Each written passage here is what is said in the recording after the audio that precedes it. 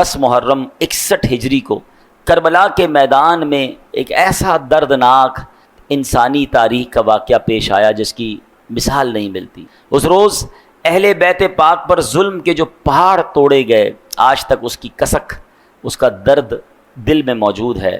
آج بھی ہم کربلا کے جب دردناک واقعات پڑھتے ہیں، سنتے ہیں، وہ اہل کربلا پر پانی کا بند کیا جانا، تپتے صحرا پر وارثانے کوثر و سلسبیل کا پیاس کو برداشت کرنا، حضرت علی اصغر کے مبارک گلے پر لگنے والا وہ تیر، حضرت علی اکبر کی بھری جوانی میں شہادت کو گلے لگا لینا، ان نیک اور پارسا خواتین کا اتنا بڑا سانحہ ہونے کے باوجود اپنی حیا اور اپنے پردے کا خیال رکھنا، آخر امام علی مقام امام حسین رضی اللہ تعالی عنہ کا دین کی سربلندی کی خاطر سر مبارک کا نذرانہ پیش کرنا، اس قیامت نما واقعے کو صدیاں بیت گئی ہیں، اپروکسیمیٹلی 1400 سال ہو گئے ہیں۔ اب آپ غور کریں، مگر آج بھی اس کا ذکر سنتے ہیں، آج بھی اس کی بات سنتے ہیں تو عاشقوں کی آنکھیں بھیگ جاتی ہیں، سینوں سے آہیں بلند ہوتی ہیں، دل ایک حسرت، مایوسی اور تمنا میں ڈوب جاتا ہے کہ کاش میں بھی وہاں ہوتا،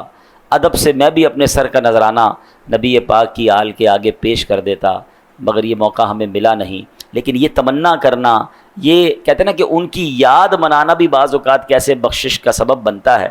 علامہ ابن جوزی رحمۃ اللہ تعالی علیہ، بہت بڑے بزرگ گزرے ہیں، کہتے ہیں ایک مرتبہ حضرت عمر بن لیث رحمۃ اللہ تعالی علیہ، یہ اپنے زمانے کے لیڈر تھے، ان کے سامنے ان کی فوج جمع ہوئی، جب اپنی اتنی بڑی فوج دیکھی نا تو ان کی آنکھوں میں آنسو آ گئے، دل غمگین ہو گیا، کہتے ہیں کاش امام حسین کے زمانے میں میرے پاس اتنی بڑی فوج ہوتی، میں ساری فوج لے کر جاتا، اپنے آپ کو بھی ان کے قدموں پہ قربان کرتا، اپنی ساری فوج جو ہے امام حسین کے قدموں میں قربان کرتا۔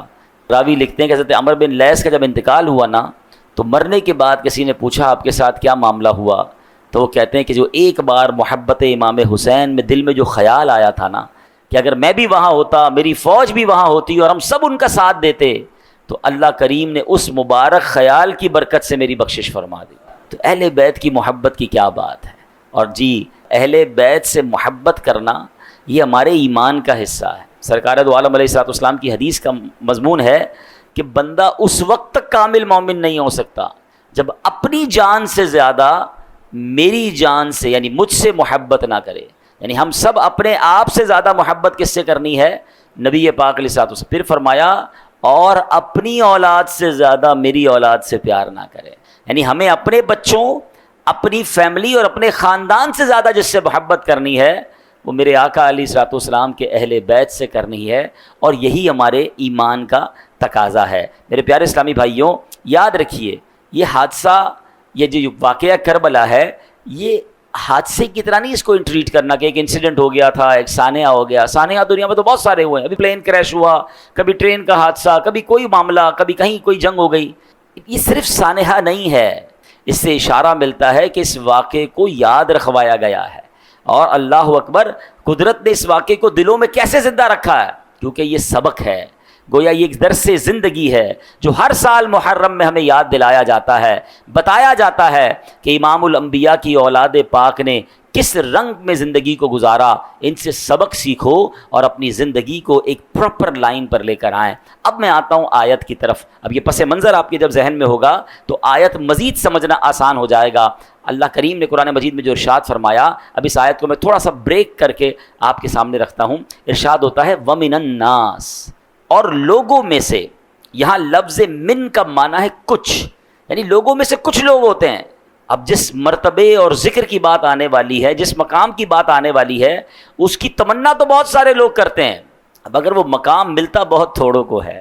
وہ شاعر کہتے ہیں نا، چاہتے سب ہیں کہ ہو اوج سریا پہ مقیم، چاہتے تو سب ہیں کہ ہوں اوج سریا پہ مقیم، پہلے ویسا کوئی پیدا تو کرے قلب سلیم۔ چاہتے تو سب عروج مل جائے، کوئی کہتا ہے یار میں بھی چاہتا ہوں دین کے لیے کوئی بڑا کام کر لوں، کوئی چاہتا ہے میں بھی چاہتا ہوں کوئی جناب دنیا میں بڑا کام کر لوں، میں بھی پاپولر ہو جاؤں، مگر کسی بھی چیز کو حاصل کرنے کے لیے اس کے تقاضے ہوتے ہیں، پہلے وہ قلب سلیم تو لائے، پھر اوج سریا ملنا ہے نا۔ تو قرآن کیا کہتا ہے؟ تھوڑے ہی لوگ ہوتے ہیں۔ وہ کون لوگ ہوتے ہیں؟ وہ کیا کرتے ہیں؟ آگے قرآن میں فرمایا من یشری نفسہ، کوئی وہ ہے جو اپنی جان بیچ دیتا ہے۔ کچھ ہی لوگ ہوتے ہیں جو اپنی جان بیچتے ہیں۔ کس کو بیچتے ہیں وہ آگے بتاتا ہوں، مگر جان ہم سارے ہی بیچ رہے ہیں۔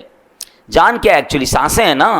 کوئی سانسیں فضول کام میں خرچ کر رہا ہے, کوئی سانسیں دنیا کمانے میں خرچ کر رہا ہے, کوئی اپنی سانسیں حرام کام میں خرچ کر رہا ہے, کوئی اپنی سانسیں ضائع کر رہا ہے غلط کاموں کے اندر. اور کچھ لوگ وہ ہیں جو اپنی جانیں کہاں بیچتے ہیں؟ قرآن کہتا ہے اللہ کی رضا تلاش کرنے کے لیے بیچ دیتے ہیں. آگے قرآن کہتا ہے واللہ رؤوف بالعباد, اور اللہ بندوں پر بڑا مہربان ہے. اے میرے پیارے اسلامی بھائیوں, امام عالی مقام امام حسین رضی اللہ تعالیٰ عنہ کا ویژن کیا تھا, سوچ اور مقصد جو اس پورے واقعے کے پیچھے کام کر رہا تھا. اللہ اکبر. مولانا حسن رضا خان صاحب نے یہ پوری بات, یہ ویژن ایک شعر میں سمجھایا. وہ کہتے ہیں مصطفیٰ بائے خریدار اس کا اللہ مشتری, خوب چاندی کر رہا ہے کاروان اہل بیت. اللہ اکبر. آپ فرماتے اس کا بائر کون تھا, اس کا سیلر کون تھا, اور پروڈکٹ کیا تھی؟ وہ کہتے ہیں سیل کرنے والے, بیچنے والے ہیں جناب رسول اللہ صلی اللہ تعالی علیہ وسلم. خریدار کون ہے؟ رب خرید رہا ہے. اور بیچا کیا جا رہا ہے؟ میرے آقا نے اپنی اولاد کی جانیں رب کی بارگاہ میں پیش کی ہیں. ایسے تربیت کی امام حسین اور اپنے خاندان والوں کی کہ سب نے کربلا میں اپنی جانیں دے دی. اور پھر کیا ہوا؟ خوب چاندی کر رہا ہے کاروان اہل بیت. یہ کیسا سودا ہے جس کی جو قیمت ملنی ہے, جس میں جو انعام ملنا ہے, وہ جنت کے عظیم عظیم نعمتیں ہیں, اور وہ کاروان اہل بیت نے حاصل کر لیا. اللہ اکبر. ایک اور جگہ کیا خوبصورت بات مولانا حسن رضا خان صاحب لکھتے ہیں, کس مزے کی لذتیں ہیں آب تیغے یار میں, خاک و خون میں لوٹتے ہیں تشتگانے اہل بیت. دولت دیدار پائی پاک جانے بیچ کر, کربلا میں خوب ہی چمکی دکانیں اہل بیت. گھر لٹانا جان دینا کوئی تم سے سیکھ جائے. باتیں تو کرنا سب کو آتی ہیں. گھر لٹانا جان دینا کوئی تجھ سے سیکھ جائے, جانے عالم ہو فدا اے خاندان اہل بیت. گھر بھی لٹایا, جان بھی لٹائی, اور یہ سب کس لیے؟ دین متین کی سر بلندی کے لیے. تو سبحان اللہ. اب یہ واقعہ کربلا کا جو ابتدائی مقصد تھا, جو اہم مقصد تھا, وہ کیا تھا؟ جو قرآن کی اس آیت کا جز ہے, اللہ کی رضا تلاش کرنے کے لیے, اپنے رب کو راضی کرنے کے لیے. آپ کو معلوم ہے امام علی مقام کو باقاعدہ صحابہ کرام نے روکا تھا, آپ نہ جائیں. ایک تو بچپن میں مشہور تھا, مدینہ منورہ میں بہت سارے صحابہ کرام کو معلوم تھا, خود نبی پاک کو معلوم تھا, بلکہ امام حسین کو معلوم تھا کہ آپ شہید ہو جائیں گے. مگر جب مدینے سے کربلا جانے کا وقت آیا تو اس وقت بھی کئی صحابہ کرام نے روکا کہ آپ مت جائیے, کوفہ جانے کا وقت ہے. کہا کوفہ والے وفا نہیں کرتے, حضور آپ نہ جائیں. اور صحابہ کرام کو یہی خوف تھا کہ یہ کہیں وہی وقت تو نہیں کہ جس میں ان کو شہید ہونا ہے, اور اسی سفر میں یہ شہید نہ کر دیے جائیں. اللہ اکبر.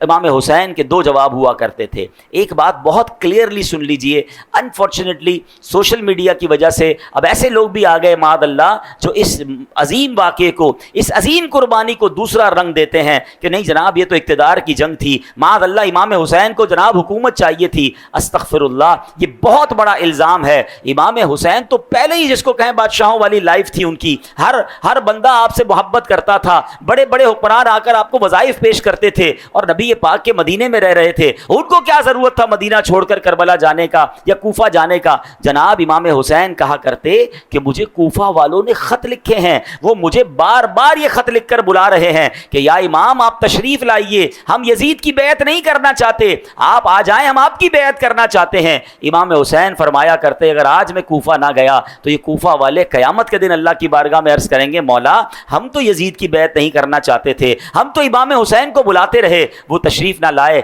ہم ان کی بیعت نہ کر سکے. یہ دینی ذمہ داری تھی, یہ ان کا درد تھا جو امام حسین وہاں پر گئے. تو یاد رکھیے آپ جنگ لڑنے نہیں, آپ اقتدار لینے نہیں, آپ تو اسلام کی دعوت اور نیکی کی دعوت دینے گئے تھے. ارے کوئی لڑائی کرنے اپنے بیوی بچوں کو لے کر جاتا ہے, کوئی 6 مہینے کے علی اصغر رضی اللہ عنہ کو لے کر جاتا ہے. آپ تو دعوت پر گئے تھے, بلاوے پر گئے تھے. اچھا جب صحابہ کرام آپ کو انٹرسیپٹ کر رہے تھے نا کہ نہ جائیں, آپ نہ جائیں, وہاں معاملات اچھے نہیں ہیں, تو امام حسین نے اپنا ایک نمائندہ بھیجا حضرت مسلم بن عقیل رضی اللہ عنہ جو آپ کے کزن بھی تھے کہ آپ جا کر پہلے حالات دیکھیں. اب اللہ کی شان دیکھیں, جب وہ وہاں پہنچے تو کوفہ والوں نے ہزاروں کی تعداد میں آپ کی بیعت کرنا شروع کر دی. Everybody come and join him. آپ تو بہت خوش ہوئے کہ اتنی عزت دے رہے ہیں, سارے یزید کے خلاف ہیں, سارے امام حسین کے چاہنے والے ہیں. تو انہوں نے امام حسین کو لیٹر لکھ دیا کہ حضور اب آپ آ جائیں کوفہ, یہاں تو معاملہ بڑا اچھا ہے. مگر وہاں خط لکھنا تھا اور یہاں کوفیوں نے بے وفائی کرنا شروع کی۔ اب ابن زیاد نے ان کوفہ والوں کو ڈرایا کہ یہ تم کیا کر رہے ہو، اگر تم نے یزید کے خلاف جانا شروع کیا تو میں تمہیں تباہ کر دوں گا، تمہاری پراپرٹی ضبط کر لوں گا، تمہارے لوگوں کو قتل کر دوں گا۔ ایک ایک کر کے لوگ دور ہوتے گئے۔ حضرت مسلم بن عقیل کے پاس کوئی نہیں تھا، مگر آپ کے وہ تاریخی جملے تھے۔ آپ کہتے ہیں مجھے اپنی جان کی پرواہ نہیں ہے، مجھے امام حسین کی فکر ہے کہ میرا خط لکھنے کی وجہ سے وہ مدینہ منورہ سے مکہ اور اب مکہ سے کوفہ کے لیے روانہ ہو چکے ہوں گے۔ بہرحال صحابہ کرام پھر بھی روکتے رہے۔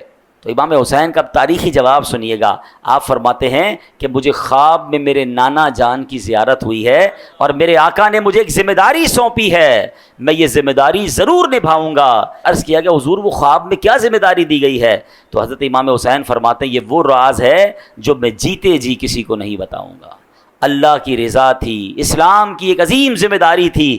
دے نو ویری ویل، ان سب کو پتا تھا کہ ہم نے اس سفر میں شہید ہونا ہے، مگر یہ شہادت کا سفر تھا، یہ قربانی کا سفر تھا، یہ نبی پاک کے گویا حکم کو نبھانے کا اور فریضے کو ادا کرنے کا یہ سفر تھا۔ جبھی تو ہم جھوم جھوم کر یہ شعر پڑھتے ہیں نا، جس نے حق کربلا میں ادا کر دیا، اپنے نانا کا وعدہ وفا کر دیا، جس نے حق کربلا میں ادا کر دیا، اپنے نانا کا وعدہ وفا کر دیا، جس نے امت کی خاطر فدا کر دیا، گھر کا گھر سب سپرد خدا کر دیا، اس حسین ابن حیدر پہ لاکھوں سلام، اس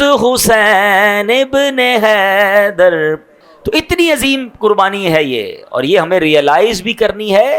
اچھا ایک اور چیز میں کرنا چاہتا ہوں، یہ نارملی بیانات میں ینگسٹر یا بڑی عمر کے لوگ آ رہے ہیں، مگر ہمارے بچے نہیں ہوتے، اور ہماری یہ ذمہ داری بنتی ہے کہ یہ جو واقعات ہیں یہ اپنے بچوں کو بھی سنائیں، ہماری آنے والی نسلوں کو بھی پتہ چلے کہ یہ اسلام کتنی قربانیوں سے اور کس قدر عظیم داستانیں ہیں، تاکہ وقت پڑے تو مال قربان کرنا، وقت دینا، اللہ کرے جب دین کے لیے ضرورت پڑے تو اپنی جان قربان کرنے سے بھی ہم پیچھے نہ ہٹیں۔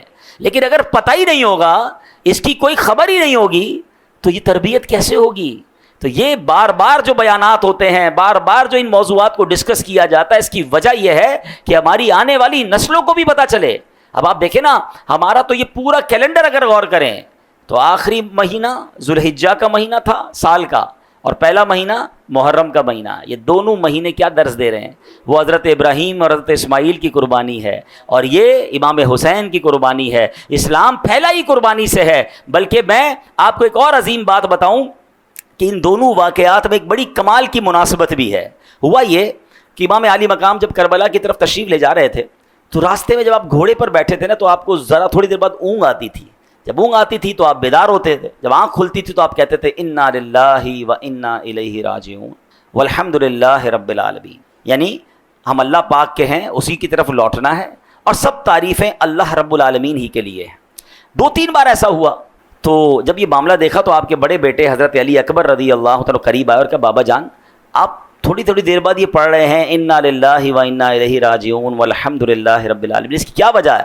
تو آپ فرماتے بیٹا مجھے اونگ آتی ہے تو میں دیکھتا ہوں کہ ایک شخص گھوڑے پر سوار ہے اور کہہ رہا ہے لوگ سفر کر رہے ہیں اور موت ان کی طرف بڑھ رہی ہے، شہادت ان کی طرف بڑھ رہی ہے، یعنی شہادت کا وقت آ پہنچا ہے۔ حضرت علی اکبر نے عرض کیا بابا جان آپ یہ دیکھ رہے ہیں؟ امام حسین نے فرمایا ہاں میں یہ دیکھ رہا ہوں۔ تو کہا اے بابا جان کیا ہم حق پر نہیں؟ امام حسین فرماتے ہم بالکل، خدا کی قسم ہم حق کے راستے پر ہیں۔ تو حضرت علی اکبر فرماتے پھر کوئی مسئلہ نہیں، ہم اللہ کی راہ میں جان دینے کے لیے راضی ہیں۔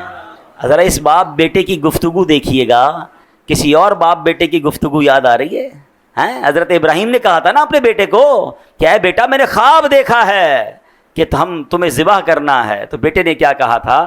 یہ بابا جان اگر اللہ کا حکم ہے تو آپ کیجئے جو آپ نے کرنا ہے، آپ ہمیں صبر کرنے والا پائیں گے۔ صدیوں بعد اسی ابراہیم کی اولاد میں علیہ السلام ایک ایسا خاندان بھی ہے جو باپ بھی جا رہا ہے، بیٹا بھی جا رہا ہے، سفر بھی کربلا کا ہے، اور باپ کو خواب میں بتایا جا رہا ہے کہ شہادت کی طرف بڑھ رہے ہیں۔ اللہ اکبر، یقیناً وہ عظیم قربانی ہے۔ ارے یہاں تو سارا خاندان قربان ہونے جا رہا ہے، باپ بھی قربان ہونے جا رہا ہے, بیٹے بھی قربان ہونے جا رہے ہیں, مگر کمال یہ ہے کہ اللہ کی رضا پر راضی رہنا ہے. کیا سنا تھا ہم نے قرآن میں کہ اللہ کی رضا پانے کے لیے کچھ لوگ ہیں جو اپنی جانوں کا سودا کرتے ہیں اللہ کی رضا تلاش کرنے کے لیے. انہیں معلوم تھا رب کی رضا شہادت میں ہے تو ہم شہید ہونے کے لیے تیار ہیں. اے میرے پیارے اسلامی بھائیوں, کاش یہ بات ہمیں سمجھ آ جائے. یہاں ایک اور بات سوچنی ہے, شہادت کی طرف جا رہے ہیں اور امام عالی مقام کی زبان پر الفاظ کیا جاری ہیں, الحمدللہ رب العالمین. ہائے ہائے ہائے, اللہ کرے کہ یہ جذبہ مل جائے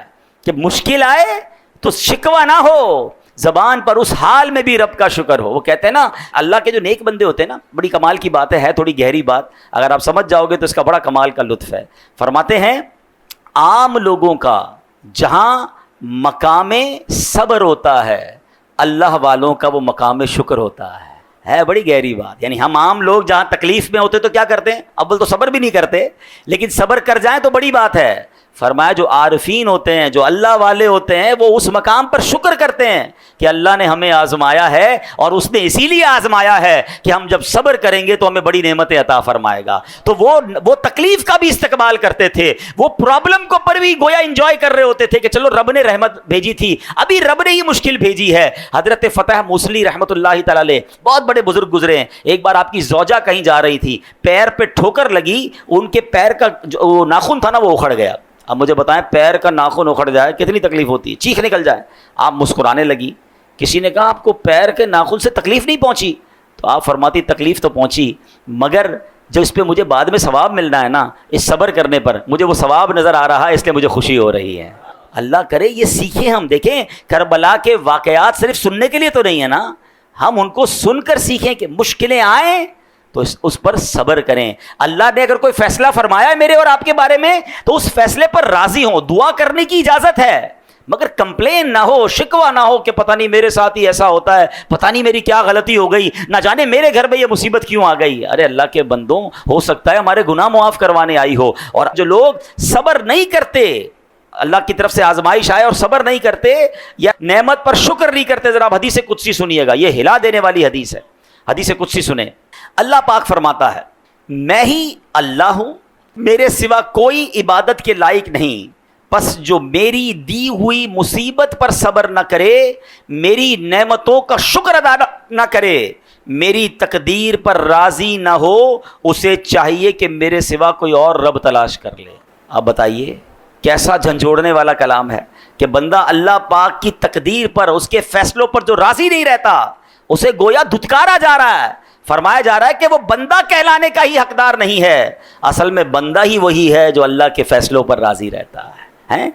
آپ سنیے, نبی پاک علیہ السلام نے فرمایا ذاق طعم الایمان من رضی باللہ ربا وبالاسلام دینا وبمحمد نبیا. آقا فرماتے ہیں جو اللہ پاک کے رب ہونے, اسلام کے دین ہونے اور محمد صلی اللہ تعالی علیہ وسلم کے نبی ہونے پر راضی ہو گیا, اس نے ایمان کی حلاوت کو پا لیا.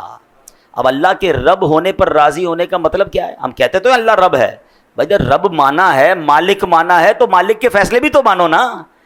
اللہ کو مالک بھی ماننا ہے اور اس کے فیصلے بھی نہیں ماننے ہیں. اس نے اگر ہمارے لیے کوئی ڈیسیشن لیا ہے تو اس ڈیسیشن پر اعتراض ہے کیا؟ دیکھیں مجھے اور آپ کو یہ ماننا ہوگا کہ میرا رب ہم پر سب سے زیادہ مہربان ہے. کائنات میں اگر سب سے زیادہ مجھ پر اور آپ پر کوئی مہربان ذات ہے تو وہ میرے رب کی ذات ہے. کیونکہ اگر ہم دیکھیں تو دنیا میں ماں ہے, سب سے زیادہ پیار کون کرتی ہے؟ ماں. اس ماں کے دل میں ممتا ڈالنے والا کون ہے؟ وہ میرا رب ہے. بچپن سے لے کر آج تک جس نے پالا, جس نے ہمیں کھلایا پلایا, سانسیں دی, عزت دی, دولت دی, یہ کون ہے؟ یہ رب ہے. جو اتنی محبت کرنے والا ہے, اگر اس نے کوئی مشکل بھیجی ہے, کبھی ماں ڈاکٹر کے پاس لے کر نہیں گئی تھی؟ انجیکشن نہیں لگوایا تھا ماں نے؟ تکلیف ہوئی تھی نا, روئے تھے ہم بچپن میں جب انجیکشن لگا تھا. آپ بچے کو ویکسینیشن کے لیے لے جاتے ہیں نا, چھوٹے بچے کو, کتنا روتا ہے. آپ اس کو انجیکشن لگا کے تکلیف کیوں پہنچا رہے ہیں؟ آپ تو پیار کرتے ہیں اس سے.